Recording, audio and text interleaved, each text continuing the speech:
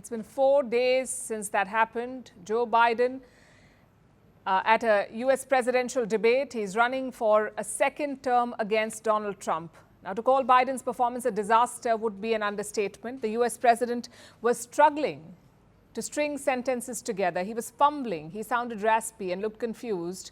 But Biden refuses to give up. I don't walk as easy as I used to. I don't speak as smoothly as I used to. I don't debate as well as I used to. But I know what I do know. I know how to tell the truth.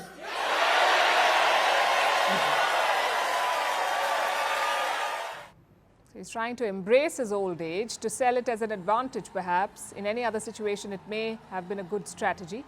But this one seems beyond saving. Biden is under pressure to step aside to make way for a younger face as a Democratic candidate.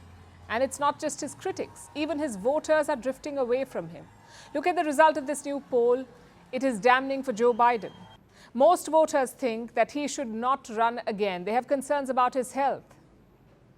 72% of the voters feel that Biden is not fit for office, that he lacks the mental and cognitive capacities to be U.S. president.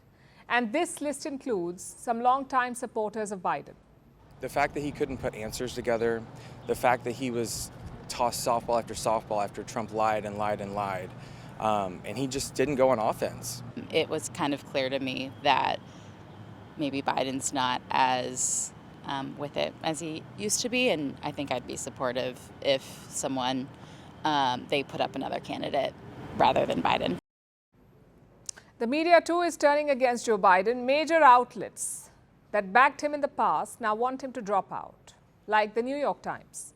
They've published an editorial. It is scathing. Allow me to quote from what they've said. Voters, however, cannot be expected to ignore what was instead plain to see. Mr. Biden is not the man he was 4 years ago. The New Yorker agrees. This magazine called Joe Biden, and I'm quoting, increasingly unsteady. Again, we have a quote. Biden is no longer a fluid or effective communicator. Then we have The Economist. They love dishing out election advice, and they say that if Biden bows out, he would be helping America. The Economist called Biden, and I'm quoting, befuddled and incoherent. And some Democrats seem to agree. These are members of Joe Biden's own party. They have doubts about the president now. In August, the Democrats will have a convention. Next month in August, and that is where Biden was supposed to be officially nominated for a second time as the Democratic presidential candidate. It was supposed to be a straightforward affair. Biden is a sitting president. He's the only candidate from his party in the fray. There was no one who was going to challenge him among the Democrats. So he had a clear path. But that does not seem to be the case anymore. Now Democrats want the convention to be opened up for other candidates to be considered. But who could these other candidates be? Who would replace Joe Biden? There is no clear alternative as of today, but the names of several potential replacements are doing the rounds, like Vice President Kamala Harris, California Governor Gavin Newsom, Michigan Governor Gretchen Whitmer, Kentucky Governor Andy Beshear, Illinois Governor J.B. Pritzker. All these names have been floated as replacements. Some lawmakers are suggesting the name of Michelle Obama as well, the former First Lady and the wife of Barack Obama, but she has not expressed any interest in joining the fray. Now, even if the Democrats make a switch, even if they throw their weight behind a new candidate, replacing Joe Biden is going to be tough because they will have to build up a new campaign from the ground up. They will have to win back the Democrats, the voters. Plus, they'll have to raise substantial cash to fight the election and hope to beat Donald Trump, who would have a clear head start. There is also the time factor. Any new candidate will have less than 5 months to campaign. Having said that, the biggest challenge for the Democrats right now is Joe Biden himself. He is not ready to go, and his family is said to be backing him.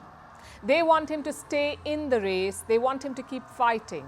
As for the debate debacle, Biden's inner circle has found some fall guys. They're blaming the advisors. And Biden's supporters are rallying behind him. They're giving interviews and making a case for him to stay on. One debate is not a career any more than Donald Trump 38 convictions for felonies aren't really going to define, his reputation and his presidency, and that's why they're both here again. On his part, the president has been trying to calm the Democrats. Over the weekend, he attended a series of fundraisers. The donors have not changed their mind, it seems. Team Biden says they raised some $27 million last Friday. But some top donors are worried. Reports say that they've made phone calls to Jill Biden, the First Lady. One top donor took to LinkedIn to describe his concerns. And here is what he wrote about Biden's debate performance. I'm quoting again. It certainly delivered a blow to the mood among donors and organizers. Another sponsor described the debate as a quote-unquote wake-up call. So the Democrats are in disarray. Meanwhile, Donald Trump is trying to capitalize on this. He has sharpened his attacks on Biden.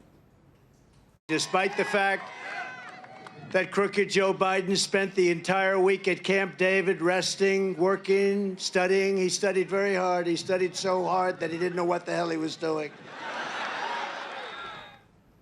Trump is a clear favorite now, which does not make him the best candidate. But this is what America's got. Two old white men, both too stubborn to step aside.